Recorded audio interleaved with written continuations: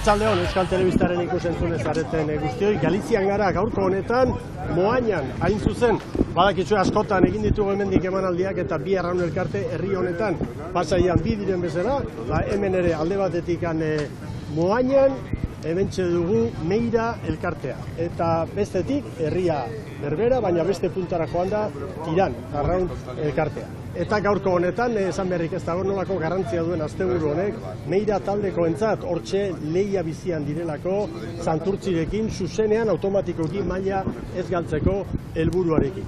Bestetik, bai emakumeen liga, Euskotren liga eta baita ere gizonezkoena, Euskolabel liga, interesgarri eta mamitsu zelkapeneko goikalde hori aztertuta eta estropada gutxi falta direlarik, beraz, emozioa eta mamia bai gaurko lehia honetan. Baita naturak ekarritakoarekin, izan ere, badugu haizea, estropaderen momentan, Gaztañazpi jauna, arratsaldeon lehenengoz. Arratsaldeon, Mikel. Oso normala da hemen, haizeak eragin desiente izatea eta gaur ere ematen du, batipat bigarren da laugarren luzeetan, aurka izango dutela gizonezkoek, eta emakumeek bueltako lanean, ez da? Konforme, Mikel, hauek berez dira, haizelekoa kontua izaten da, haizeak beti ez ditula, berdin astintzen eremu hauek, eta gaur bai, iragarpena bete eginda eta atzo baino haize gehiago daukagu, atzo hemen entrenamendu garaian eta benetan treneruek batez ere haizearengatik arazo handiak izan zituzten, eta arazoak edo haizearen kontraritu beharko dute bigarren eta laugarren luzeetan oso luze fisikoak izango dira, bestetik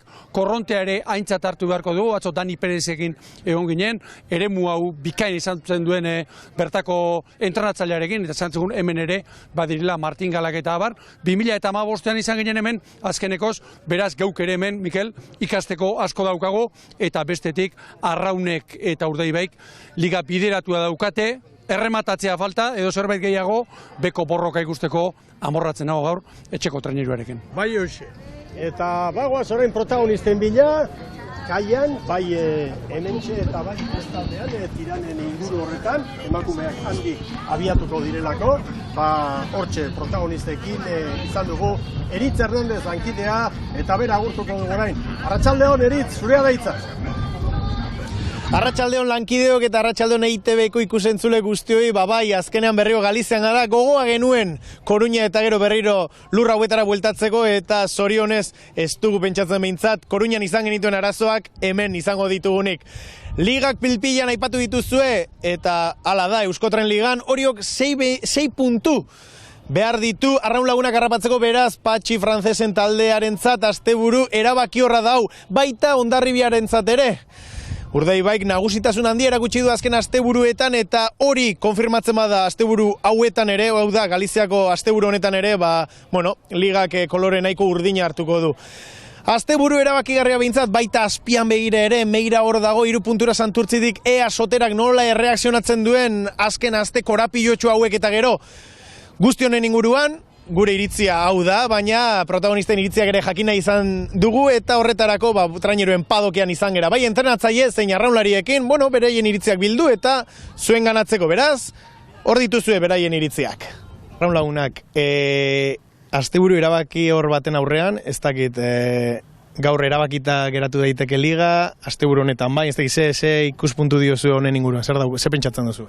Nik uste eta azkeneko asteburu arte ez dela ezer erabakiko, ia da oaingo zalde, puntu hori baitula gure alde, eta beti ez dena gogotxu horrela izaten nahi dugu, baina, ez dut uste ez dakit asteburu honetan azkenekoan erabakiko dela uste dut.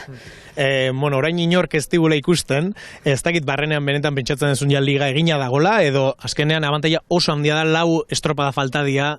Ez, inondik inoa. Ikusi da gainera urten, denak oso paretsu ongerala, 4 ontzior edo ze momentutan bata bestean artean sartu, eta puntu asko dira urtengoa, klaro. Akatxikiak oso garestio daintzen dira, orduan ez, oraindik ez.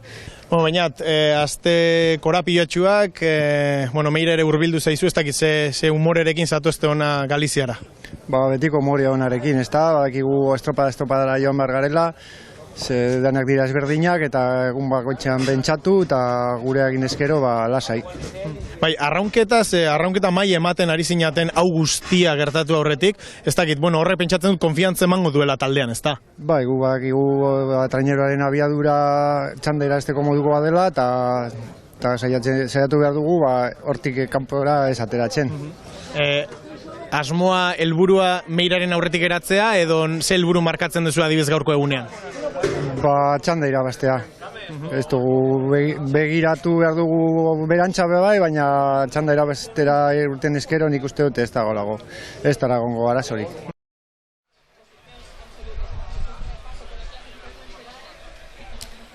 Bueno, protagonisten hitzak horiek izan dira, eta laizter ekingo diote emakumeek Euskotren Ligari dagokion 15. jardunaldiari Aqualia bandera izango da jokoan, eta lehen hartu emanean esan bezala haizea indartsu dugu, ufadak 20 bueltakoak batzuk gora, eta esan daiteke gaur horrek desiente markatuko duela arraunlari guztien jarduna. Azteko emakumeak eta sailkapen nagusian gogoratu arraunlagunak dugula liderra 66 punturekin, Oriok 60 ditu, gero Donostiara 51 eta Tolosaldea 50, eta hauek orezko txandan izango ditugu lanean. Orain lehen txandan kontsolazio txanda nahi baduzue, Hondarribiak 29, Ibaikak 26, Kabok 20 eta Tiranek 11, lau hauek izango ditugu lanean.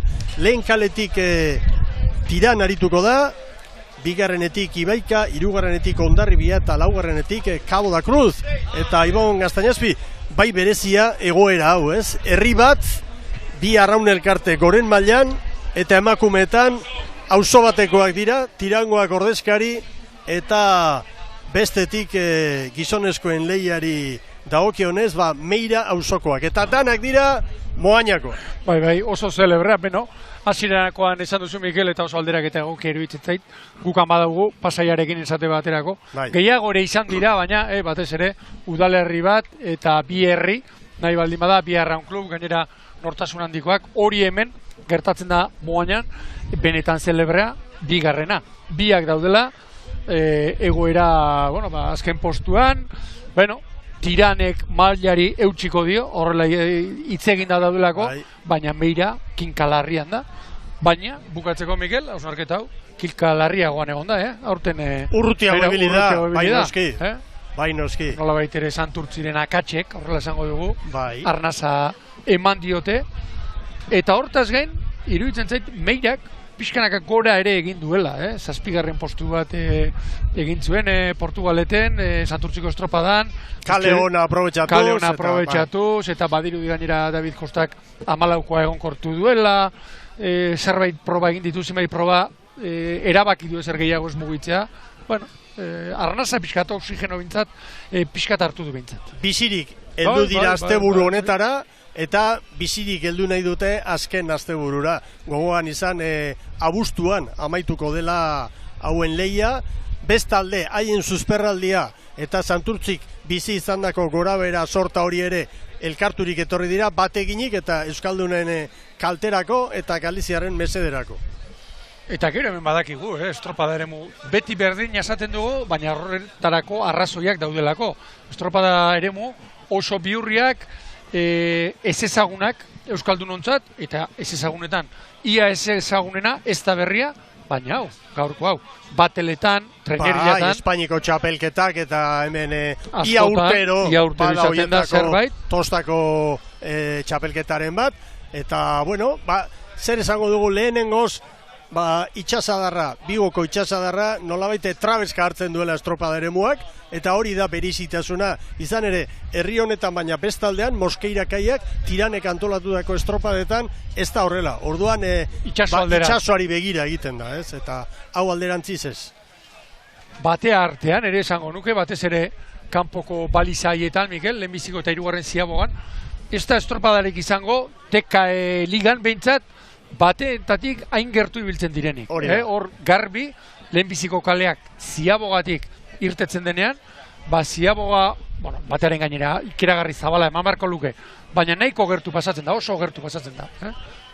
Eta beste gai deigarri bat, zaleen kopurua, zaleen bultzada, noski gaur hemen Moañan bai, Tiranen alde, baina espreski, antolaketa lanak eta Meirak hartzen dituelako, San Bertolameu arraun elkarteak, eta gogo handiz eta fundamentuz ekin diote antolaketa lanari, eta zaleen erantzuna ere herrian oso handia iruditu zait. Handia. Hemen inguruan ikusten ditugu gainera, Bai, zale horiek. Neu ere esango dizut, ez dakit hitza harrituta den, baina benetan zaleek erantzun egin dute, bertakoak bai, eta Mikel, hemen geuk burua giratu, eta hemen ikusten ditugu, bueno, ondarrutarrak, lekitxarrak, zierbenakoak, kaikokoak, iruditzen Euskal zait, Herritik denek etorritako ibaikakoak asko. orentxe, Bai. tolosaldeakoak atzu ikusi nituen, bai, denek Euskaldun asko, baliatuz, abuztu erdia, eta oporrak, eta Oporraldien garaia, batzuk familiartekoak ere bai, Bai, hori eta da. bai. parajeak behintzat ikusteko modukoak dira hauek. Bai. Bueno, ikusi egin behar orain, estropa eremua ea benetan garbi dagoen, urrutira begiratuta ematen du baietz, baina bate daki. Hemen ontzien mugimendua handia da baita ere, eta nahiz eta ontziak Bigoko portu handiaren bueltan ibiltzen diren, eta ez hemen espreski, baina lata guztiz ere, bai, belauntzi batzuk ere ikusten ditugu, eta bestelako batzuk ere bai, eta arraunlariak esan dezagun zain daudela, ez? Bien bitartean hemen zelkapena, lehen aipatu duguna, arraun lagunak 6 puntuko altxorra du, Oriuren aurretik, eta hori oso tarte handia da, Donostiara gero, 3. postuaren jabe, 51 eta Tolosaldeak 50. Horrezko txandan ikusiko ditu hauek, eta bekaldean, Kabo eta Tiran azken bitokitan dira, baina salbaturi daude, ez dute arriskurik, datorren demoraldian ere hemen izango dira lanean, eta arriskua 6. tokian dagoenak. Aste honetan Euskal Herriko hainbat komunikabidetan honen berri eman da, baina aspaldi hasi ginen gu horren susmo hartu genuenean bai. Adirazten zeintzen 6. arriskua. Badakigu baita ere, araudiaren irakurketa ezberdinak izan direla, eta hala eta guztiz ere, ez luke ez bururik eta ez hankarik izango, igoerarik eta gutxienez play-offik gabe, aukerarik gabe lagatzea, bai Galizian eta bai hemen bigarren mailan, Euskal Herrian bigarren mailan ari direnek. Eta ligan dabiltzanak. Hori da. Bestetik, Galiziarrek erabaki zuten bigarren mailakoek izena ez ematea, bueno, askatasun osoa dute, hori ikusi egin behar da gainera ze proiektua duten, ekonomikoki nola dauden, babesle aldetik eta bar, eta hemengo ligan, Galizian txapela da lehenengoa pentsa ezazue, 56 punturekin eta jokatutako estropada danak irabazita. Atera kontuak. Eta Mugardoz eta Kabana elkarrekin, auzokoak dira, hauek 54 puntu bigarren tokian. Baina, koska handiarekin. Txapelak izango luke maila playoff batean parte hartu ona etorrita lehiatzeko, dudari gabe, bai. Baina, klubak erabaki behar du, behin eta iruditzen zait oso zentzu handiz hartutako erabakia dela, esatea, badaukagu kuadrilla, lehenengo hori da, badaukagu egitura ekonomikoa, baditugu babesleak, baditugu bestelako laguntzak ara joateko eta Euskotren Ligan parte hartzeko, hor burua hotz erabili behar da, eta hortik etorriko da erabakia. Eta hauen erabakia izan zen, ez ematea izena, eta errespetagarria goiti bera. Bueno, epaileek dei egin diete, lehen kaletik Tiran izango da lanean, bigarrenetik Ibaika, 3. Hondarribia, eta 4. Kabo, aurkezpenak hor ari zarete ikusten, bueno, Kabori dagokionez, gero lanean hasten direnean aipatuko dugu, baina oker espanago bigarren aldiz Lago prestatzaileak Ana Rodríguez kokatu du patroi lanetan. Hori da, Estela Kalo gaur lehorrean geratu den patroia, eta horretaz gain, Mikel, aldaketatxoak ere bai, hor estriborrean Nuria Tubio, Ana Belen Jainez, sartu ditu treneroaren brankaldean, Ainhoa Sánchez eta Lucia Sanperrok tosta trukatu dute, bueno. Hondarribian mugimendu gutxien egiten duena da, oso finkatuta du bere talde Iker Cortesek, eta bestetik Ibaikan Zurini Alberdi gaur patroilanetan, eta aldaketa kopuru nahiko aipagarria horren egon. Bueno, Paula Mutxastegi eta Nerea Deobarro sartu dira, deigarri egin zait, Laia Urreta Bizkaia, 5. tosta estriborretik, 4. baborera karri duela. Aizea nahiko zuzen, Mikel, batez ere, atzetik jotzen bandera txuria goian, baborranketik bezala izan. Bai, semaforoa berdea da. Eta palekoa gainera. Eta luze honetan haizearen bultzada sentituko dute, baina bueltakoan, bi luzetara izanik, hor indartsuen garaia helduko da, Eta maniobra egiteko ere Ibon, haize honek izango du zer esana. Bai, batetik kanpoko balizan eta Euskotren Ligako ontziek han ziagoa bakarra emango dute, atzetik bigo aldera tirako die, beraz alde horretatik komeni oso ziri eta oso estu sartzea, Mikel, eta hemen Euskolabel Ligako ontzientzat, oraintxe esango dugu, bigarren ziaboa oso arriskutsua, gaizki kalkulatu ezkero, estriborretik hartzeko arriskua handiagoa delako. Bueno, estropadaren burua hartu nahian Ibaika ikusten dugu, hala eta guztiz ere, segundu bateko tartean dira denak, bi galiziarak eta baita Hondarribia ere, lanean hasi direnetik oraintxe minutu bat.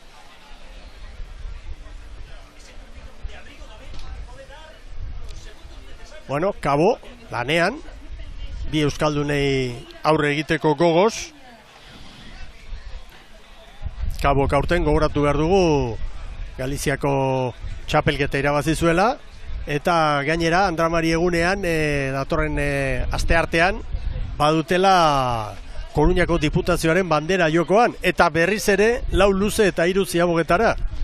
Beraz, burua usteak Lago jaunarentzat, entrenatzailearentzat. 4 egunetan 3 estropada eta 3. estropada gainera bikoitza eginda, ez da luzeroaren bikoitza eginda. Mikel, ez dakit aipatu dugun, ura beherantz une honetan.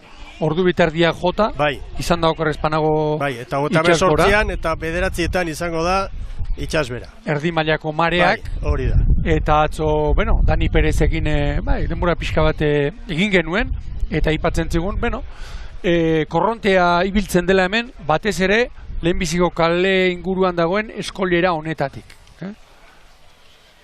Hori utzi dute. Utzi dute atzean, eta badoaz poliki, 750 metro, eta hor duzue kokapena, eta izearen eragina ere bai. Bakoitza bere kaletik, Hondarribia pixka batera mandu nahi baldin bada.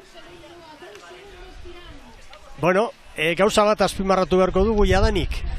Beste estropada batzutan baino, askoz ez ere hobeto, herriko ontzia, tiran, kasu honetan, 3 segundoko galera txikiarekin, eta momentuz, hor leian sartuta bizirik. Arreta bereziarekin landuko zuten noski gaurko estropada, Kabok gaurkoa bai, baina batipat biharkoa, bihar izango direlako antxe etxean, Boiroko auzoan, nolabait esateko, Cabo da Cruzen, eta burrukamen da, Hondarribia Ibaika, Ibaika Hondarribia, 500 metro balizetara iristeko, eta hogei adanik aurretik dira. Eta tiran oraintxe, 3. segunda eta 4. ere bai, bada hor ontzi bateko galera. Hor palkarekin tiran, Mikel? Gaur hemen ondoko itxasorik eta horrelako konturik ez da. Hau ez da teknikoki itxaso ez da, itxasa darra da, baina segurazki aizea aprobetxatzeko.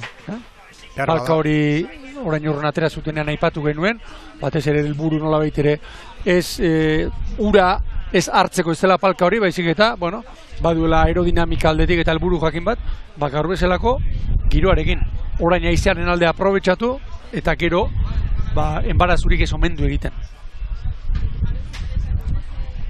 300 metro baino gutxiago, balizak hurbil eta burruka, bi euskal taldeen artean, Hondarribia eta Ibaika segundo bakar batean, eta Kabo ere, orantxe ontzi bateko atzerapenarekin.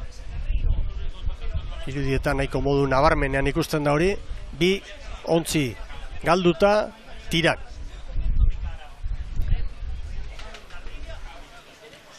Gaur, benetan aztertzeko izango da, luzeen arteko denbora diferentzia. Minutu bat bai, iruditzen zait, joaneko eta itzulerako luzeen artean. Orantxe Hondarribiak, ziaboga lanak hasi aurretik, 2 segundu, orain arteko errentarik handiena Ibaikari, 3 Kabori. Hondarribia, haizearen alde, 35 paladan, Hondarribia. Ea ba. Orentxe bila, Miren Garmendia. Ondo, errenteriarrak ere hortxe dira. Kabo, orain, 4. kaletik. Hondarribiarentzat 5-0-3, Ibaikak 5-0-4, Cabo da Cruzek 5-0-7, eta Tiranek 5 eta 11 segundo. eta maniobra ostean Hondarribiak badu oraintxe 2 segunduko tartetxoa Ibaikaren aurretik eta ea galiziarrak.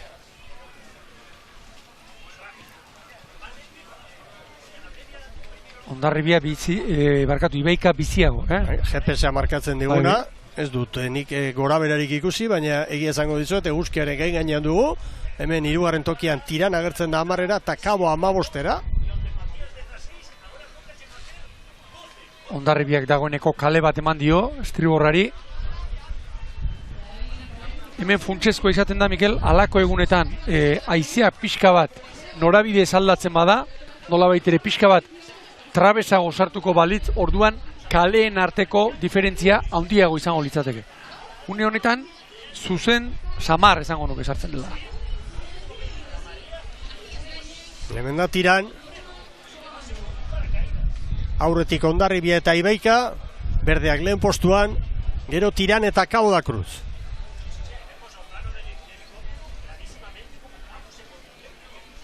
Eta halako giroekin, haizearen alde joan edo haizearen kontra etorri, 3 bat paladako diferentzia on daiteke minutuko. Gaur haizearen kontra ikusten badugu treneriuren bat 34 paladan esate baterako, 35 eskasean, ez da dila inor harritu. Errepikapen honetan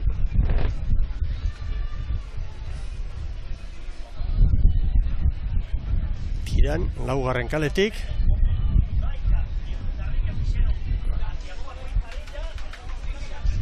Trabatuta geratu dira. Trabatuta geratu da hor Cabo da Cruz. Trabatuta behin ia dominatuta zutenean, maniobra, baina hortxe trabatuta eta horren eraginez orain Tiran 3. eta Cabo da Cruz azken tokian. Eta bestetik egonkortuta dago, Hondarribia eta Ibaikaren arteko koska, 2 segundotan. Ziago egin urtea daramagu, Bai, horixe. Azken aldi honetan ia denetari ikusi. Gora beratxuak, ia asteburuero gora beraren bat. Aurrekalaria putzura, arrauna apurtu, estriborretik hartzen, gaur beste zerbait, estriborretik hartu ez, baina trabatuta geratu. Bai, hori da.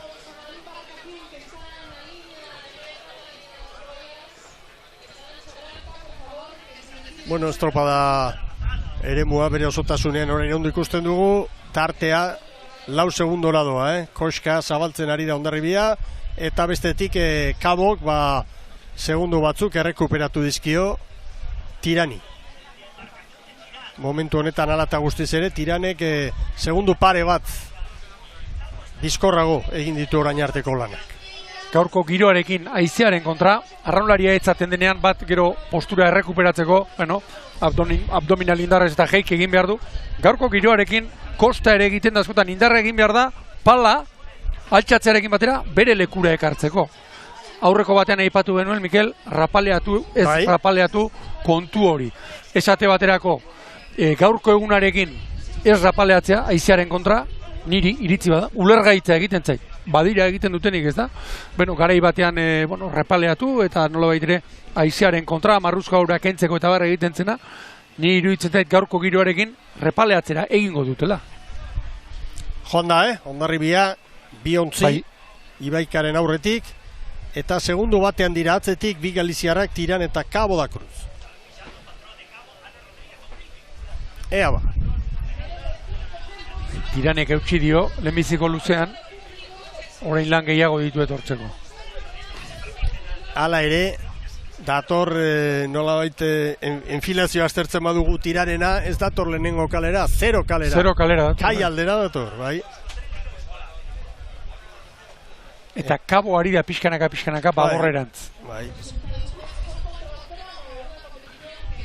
Dani Perezek atzo esan zigun, lehenbiziko kalea etzaiola gustatzen, gaurko haizearekin, azkar joan, baina etortzeko mantxoena izan daitekelako. Momentuz Hondarribia da nagusi, garbi, 6 segundo Ibaikari. Tiran 23 eta Cabo da Cruz 25era. Cabo da Cruz orain nola bide aldatuta? Bai, bigarren kale aldera edo garbi dator. Hondarribia aurretik. Ziaboga garaian, segundu terdi, Ibaikari, une honetan ikusten duzu datoa 7. Zailkapenean, 39 puntu Hondarribiak, goikoa Tolosaldea 11 puntu gehiagorekin du, eta urrengoa Ibaika 13 puntu gutxiagorekin. Urte osoan zehar, esan eta esan ari gara, Hondarribiari erraunketa oso asentatuta ikusten diogula. Erritmoa gehiegi altxatu gabe, eta iruditzen zait bere arraunketa hori, haizearen kontraritzeko oso egokia dela. Taldearen bizkarrezur hori ez du aldatzen, eta horrek ere mesede egingo dio, kirolarien jardunari. Horein bai, 39 paladan. Garbi, Hondarribiak aurretik nagusi, 8 segundura Ibaika, atzetik ia berdindurik Tiran eta Cabo da Cruz. Hemen da Hondarribia, hor da Guadalupekoa, azken txampan, bai Hondarribia, 11 eta 22. Orain Errenteriarrak, bai Ibaika, Ibaikarentzat, 7 segundu ia 8 gehiago, 11 eta 20. Erne, Cabo ematen du, Tostar emat aurretik, baina Larri, Tiran izango da, Bideo finisha beharko da. Bai, eskua altxatu dute bintzat. Altxatu bai, baina Tiranek 11:49 eta 68, eta Cabok 11:49 eta 82. Beraz, 14 eunen momentuz, ea zuzentzen duten edo ez, baina momentuz hori da behin-behineko kronometraiak aztertzen ari dira orain epaileak, baina errentatxo hori Tiranen alde izan da, gogoratu Cabok gora bera izan duela Ziaboga egiterako garaian, trabatuta geratu direla, maniobra bukatuta irteera horretan. Dudarik ez dago hemen Hondarribiaren nagusitasunari buruz, 11 minutu eta 22 segundu, ia 8 segundura Ibaika, gero 3. Tiran eta 4. Cabo da Cruz. 11 eunen bi ontzi hauen artean, epailei utzi ingo diego haien lan egiten, eta iragarkien ostean, itzuliko gara, datu hori zehazteko, eta noski horrezko txanda zuzenean jarraitzeko lehenkaletik Orio, 2. Donostiarra Lagunak, 3. Kai Arriba Donostiarra, 4. Tolosaldea. Eta bai, zuzendu dute, eta tarte handiagoa da, Tiranen alde. Bueno, iragarkien ostean, datu gehiago, Jaun Andreo gogoratua kualia bandera dugula jokoan, Euskotren Ligako 11. jardunaldia, Galiziako Moañatik zuzenean.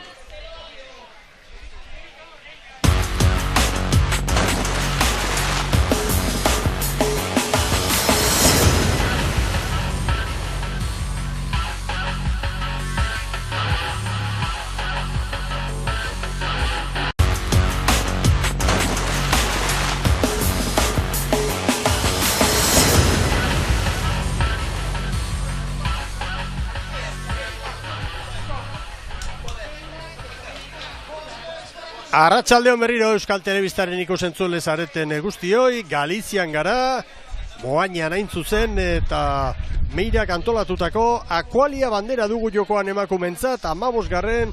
Euskotren Ligari dagokion 11. jardunaldia. Eta argitu da, Tiran eta Caboren arteko diferentzia hori xehetu dute eta zehaztu dute epaileek, eta azkenean 4 eunen etxekoen alde, Tiranen alde eta Caboren kalterako. Beraz, Hondarribiaren denbora 11:21 eta 89, 2. Ibaika 11:29, 3. Tiran eta 4. Cabo. Bi hauen artean esan bezala 4 eunen eta Tiranentzat albiste egon bat, azken postua utzi diotela gaurkoz gorabera izan duen Cabo da Cruzi. Eta uste dut Eritz Hernandez prest dugula protagonistarekin, aurrera Eritz.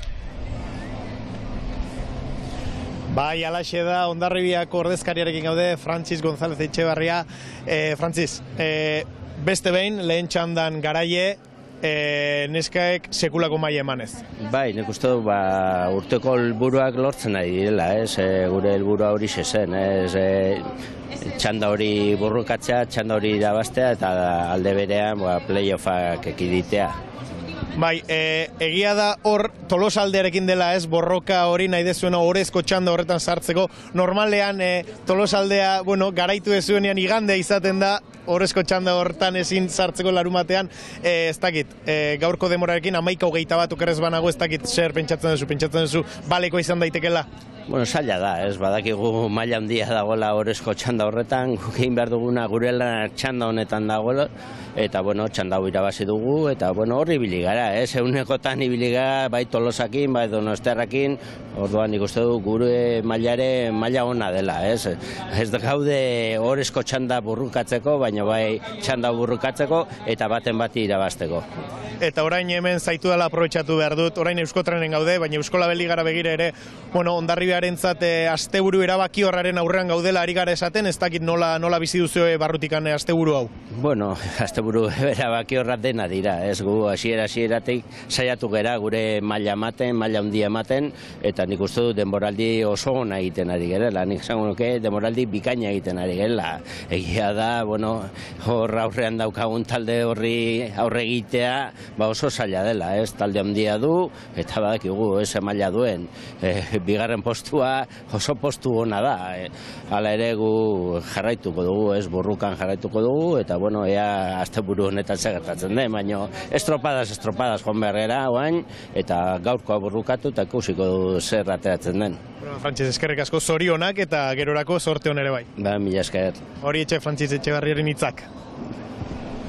Frantziz González Etxebarriren adierazpenak, eta hemen Oriotarren eskifaia aurkezten Galiziako Telebistako lankideak, eta badira nobedadeak Ibon, estriborrean, mugimenduak. Itxaso Azkono bita bigarren tostan, aurten ligan ez dugu ikusi, Andrea Ubina boskarrenera eramandu, alaine berezi hartu elagorrenean, eta baborrean, Elena Merino eta Noa Biaino. Galizia arabera. Hori da. Eta Arraunen ere bai, Mikel, Bai, Arraunen Etxabek, 6 puntuko errenta ere badu, eta hortxe estropada ipagarri adibidez, iparraldeko Joana Alzuetentzat. Hori da, eta bestetik, udaneko enagaren tostaldaketa. Egintzait nola baitere, deigarri boskarrenera mandu Etxabek, Ania Perezentzat, garraukera amaztatosta estriborrean, baborra ikuture ez du egin. Eta atxedena Alejandra Ríos entzat. Hori da. Neurtuta, ematen du rotaziotxo batzuk egiteko prest dagoela, baina ondo neurtuta Etxabe. Bai, eta liga irabazi zuenean ere oso aldaketa kutsi egiten zituen. Hemen Donostiarra aldaketa kutsi egiten ari da. Oso gutxi. Rufo Ortiz berea. Gaur Alkorta utzi du kanpoan. Hori da, gehien txuna jokatzen dituen arraunaria, haren lekuan Ondiz Lekubarri, gaur berriro ere Baborretik, baina gaur boskarrenean Usue Alberdi, gaur laugarren tosta estriborrean, azkeneko estropadan Irene Iguain aritu zen lantokian. Bueno, eta Tolosaldean gaur Maialen Amondarain patroilanetan. Hori da, eta gero, hor estriborrean ere aldaketatxo batzu pai, Ane Guez eta Arene Lakostek tostak trukatu dituzte, Maialen ugalde, estribor espaldan Karazi Ormazabal, bigarnera, Urdapileta hirugarnera eramanda, eta bestia, Baborranketik itxaso izpurua, Ramon Erostarbe prestatzaileak espaldatik Baborrera karri. Zuzenketak egiten orantxe epaimeitik, astear da, bigarren txanda, gogoratu, Akualia bandera dugula jokoan hemen Moañan Galiziako uretan. Handik ez da konforme ba, lehorreko epaile hori. Bilbao, Joseba Bilbao. Hondarribiak joateko 5 minutu eta 3 segundo behar izan ditu. Etortzeko minutu bat eta 15 segundo gehiago. Bandera txuria goian, semaforoak einukari oraindik, gorria berdea! Bai, eta ona. Ona, garbia. Bai. Garbia. Bueno, bandera irabazteko, Hondarribiaren denbora hobetu behar da, 11 minutu eta 21 segundo.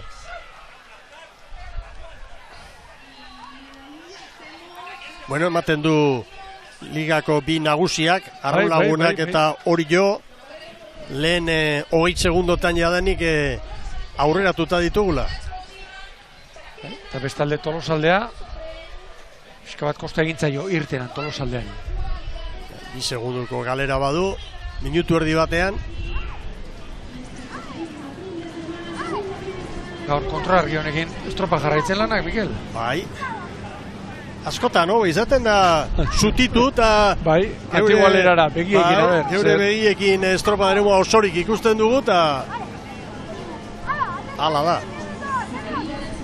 Bueno, haizea hasieratik lagundugu, edo aurkari, kirolarientzat lan erditamentzat aurkari, 14, 13, 15 kilometro orduko, gehien bat iparretik garbi.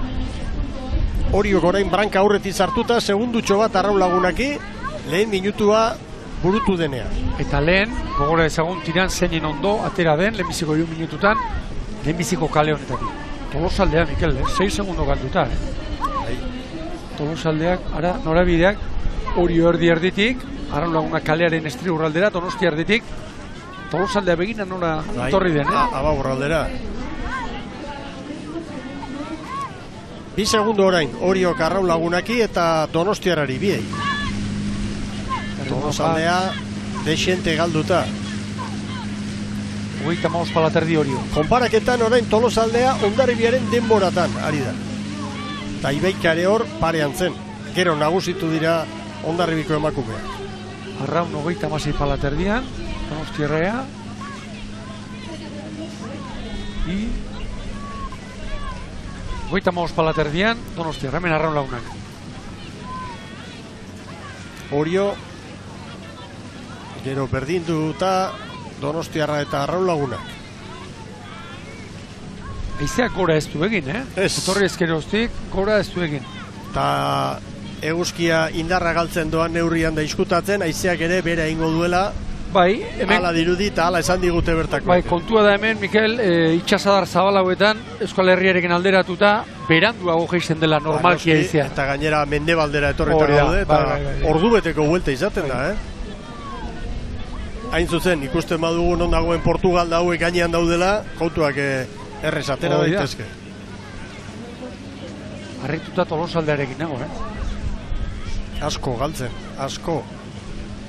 Tolosaldea orain Hondarribia baino segundutxo bat bizkorrago, Baina txandako aurkari zuzenekin asko galduta.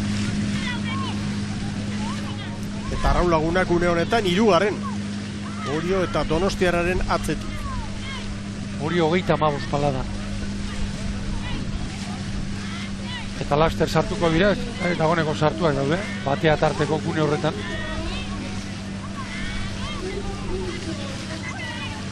Irudietan ere garbi ikusten da, Orio eta 3. kaletik Donostiarra aurretik direla.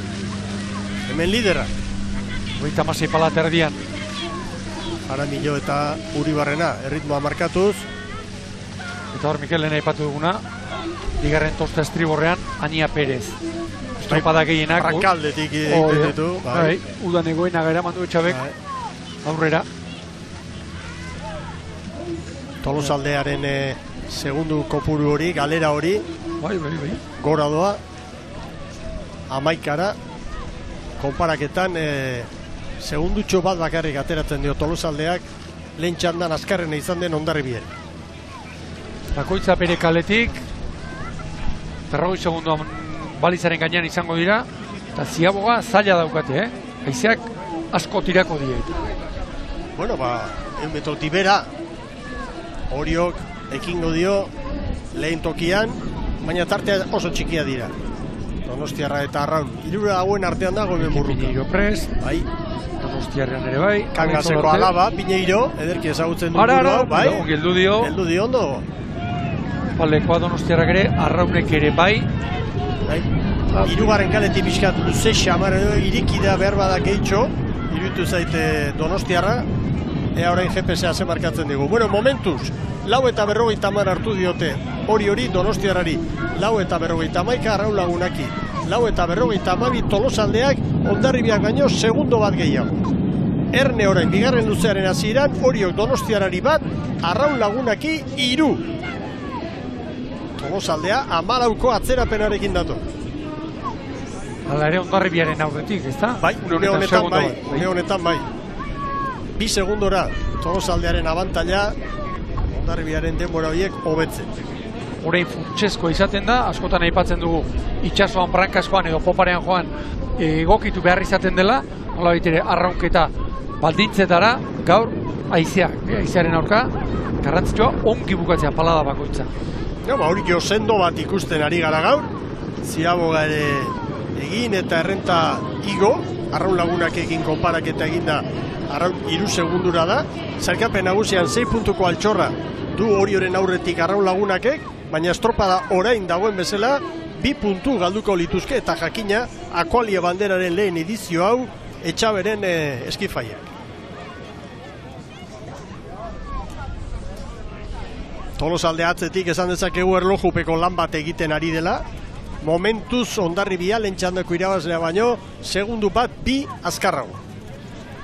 Arraun lagunak, Ziabogatik ateratzeko unean, trenerua martxan jartzea, kostatzen da ikaragarri. Ez du bere eguna, Arraunek 4 segunduko galera du, eta Oriok orain Donostiarrari 3, Arraun lagunaki 4. Honetan bitosta Donostiarra eta Arraun lagunaken artean. Norabideak Orio kaleari eusten, Arraun etorri da estriborrera, eta Donostia ere bai. Eta lehenbiziko txandan ere, horixe ikusi dugu. Egin dutena, gutxi izan da ere, estriborrera egin dutela, Mikel. Zerbait ikusiak izango dira. Gutzutuan. Ontzi bat garbi, Patxi frantzesek prestatutako taldearen alde. Arraun lagunak entzat gauza nola dauden ikusita, uste dut Etxabek orentxe bertan firmatuko lukela 2. postua. Bai, eta puntu bakarra galtzeko, bai. Bai, Etxabe banitz bezala esan dut. Bai, 8 metro falta dira. Arraun eta Donostiarra segundo berean. 2. kalean, begira orain, Arraunek baborrera bezala egin du. Begira beste datoa, Tolosaldeak orain. Baina tartean, Mikele? Jarraitu hau. Eta 2. kalean. 2. kalean dira. Orain Arraunek behartu dezake, araudia hartuta, Donostiarra baborrera joan dadin. Batipat, orain dela minutu bat esan dugunaren aldeko apustua egiten badu Etxabek esan. Bueno, hori aurretik dago, eraman dezala bandera, baina ni 2. Eta orduan, hor beste lehia bat azten da, eta Arraunek aurrea, branka sartu di aurretik Donostiarrari. Hor, iruditzen zait pixka bat behartu duela, Nerea Perez, baborrera joan dadin Donostiarra.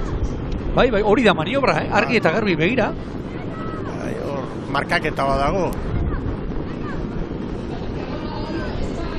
Tolosaldea orain hobeto, Tolosaldeak Ziabogan izandako galera hori, bueno, gora doa tartean, baina baita Tolosaldeak Hondarribiari ateratako diferentzia une honetan 6 segundokoa da.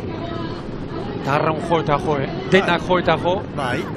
Baina ligako borroka horretan. Hori sari handia eraman dugu gaur, bandera. Oso ondo bideratuta dute, naiz eta 5 metro falta izan. Gaurko lehi irabazteko horientzat baitxura polita hartu du estropadak. Eta 2. posturako Donostiako 2 Arraun alkarteak brankaz branka hor burrukan. Momentuz Arraun lagunak Donostiarraren aurretik, baina tartea oso txikia da. Bai, eta kontua da hor, Donostiarrak segundoren bat galdu duela maniobra horrekin, orain dagoeneko kokatu dira.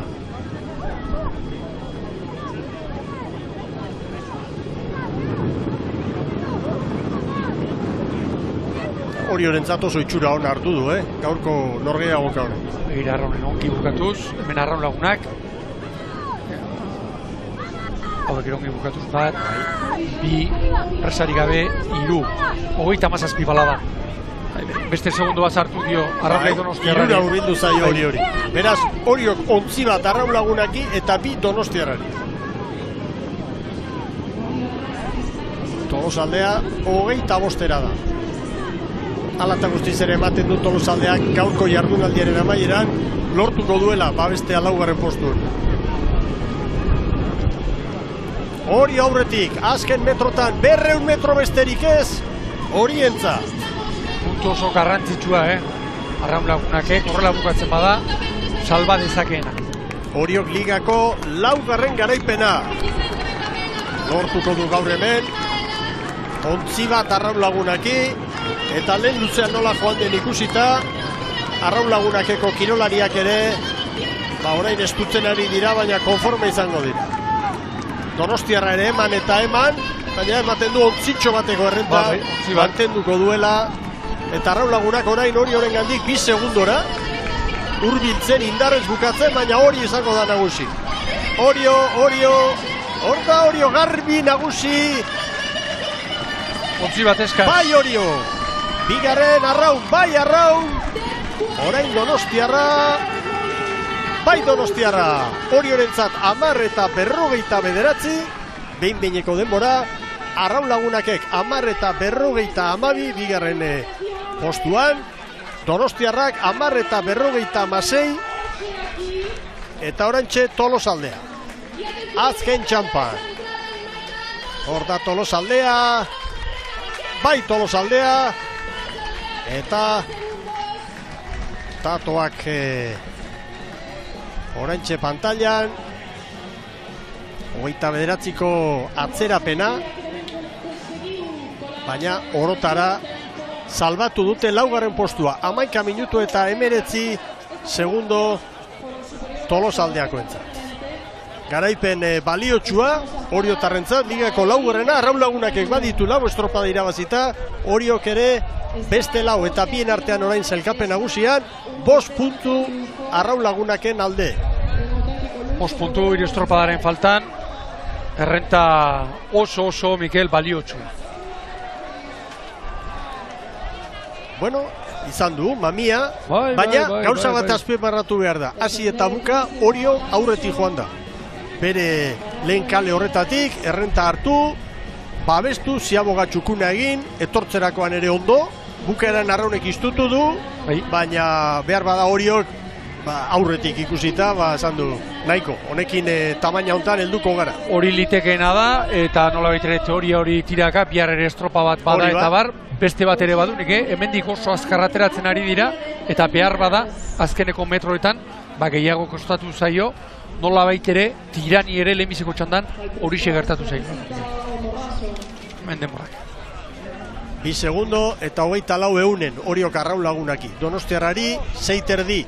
Tolosaldea 29ra, 32ra Hondarribia, Ibaika gero 40ra, tiran, gaur gogoratu, 400 bizkorrago Kabo baino, Kabo trabaturi geratu delako, balizarekin trabatuta biagarren ziabogatik irtetzerako garaian. Eta sailkapen nagusian, Arraun Lagunak lidertzan 73 punturekin, Oriok 78 ditu gaurkoaren ostean, Donostiarrak 57 eta laugarren Tolosaldea. Tolosaldea 55ekin kokatuko da, gero atzetik Hondarribia, Ibaika, Cabo da Cruz eta Tiran.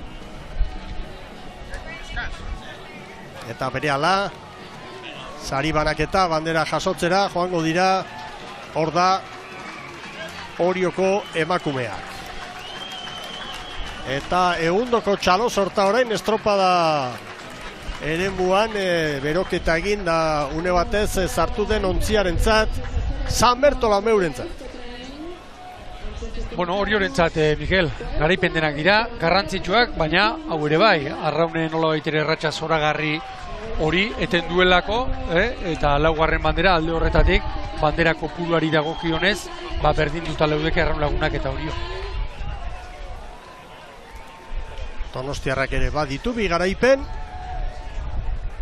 eta gogora dezagun, sailkapena aztertuta, 3 estropadaren faltan, Ibaika dela 6garren eta playoferako txartela. Eta aurkariak zein? Aurkariak 2 euskaldun, Kaiku eta Zumaia. Gaur Pasaian izan da estropada eteligakoa, Kaikuk irabazi du, Zarautz baino 4 segundu bizkorrago, sailkapen nagusian Kaikuk 75 puntu, Zumaiak 70, eta Zarautz 3garren da 55ekin, Deustu 4garren 51ekin.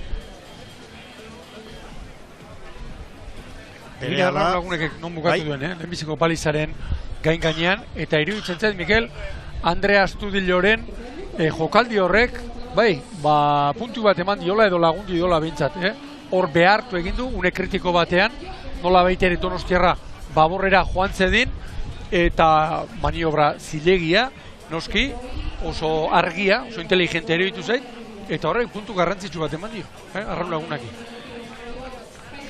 Ea ba. Oraintxe doaz, lehenengoz Arraun Lagunakeko emakumeak, sariak eta jasotzera. eta gero joango dira Oriotarrak. Jauna, mentxe, Astudillo badoa, agintarien ontzira, eta, bai jauna, Etxabek berak eramango du, Astudillo, Mikel, liderari dago kion, mailota janztera, eta Eritz, pres baldima zaude, aurrera Eritz.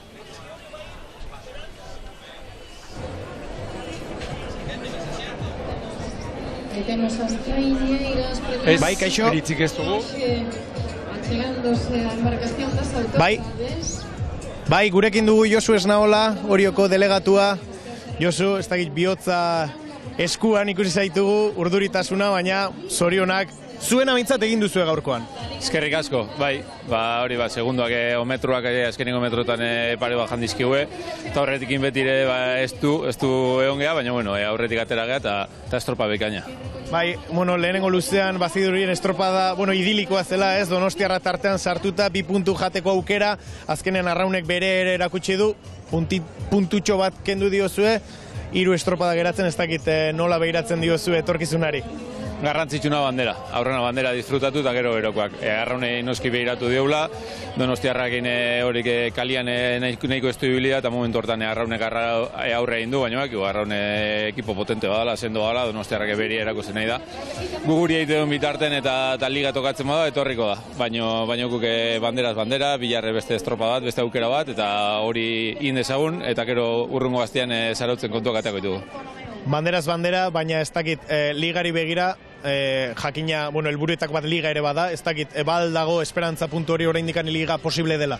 Bai, du gabe, eta horta gatoz, ligan bilagoaz, hasieran bezala guain, beste 3 aukera dauzkagu, ikusi dugu, Donostiarra eta Tolosare bai oso gertu daudela, zergatik ez, baina hori guregan aurren egin behar du gure lana, eta gero berokoak lehen esan izuten bezala, guk sinistu, eta gure lanak ondo iten badin baitugu, Arraunek irazten badu, Donostiarrak zorionduko ditugu, bitartian, aprobetxatingo dugu, guk aurre disfrutatuko dugu, eta gero berokoak.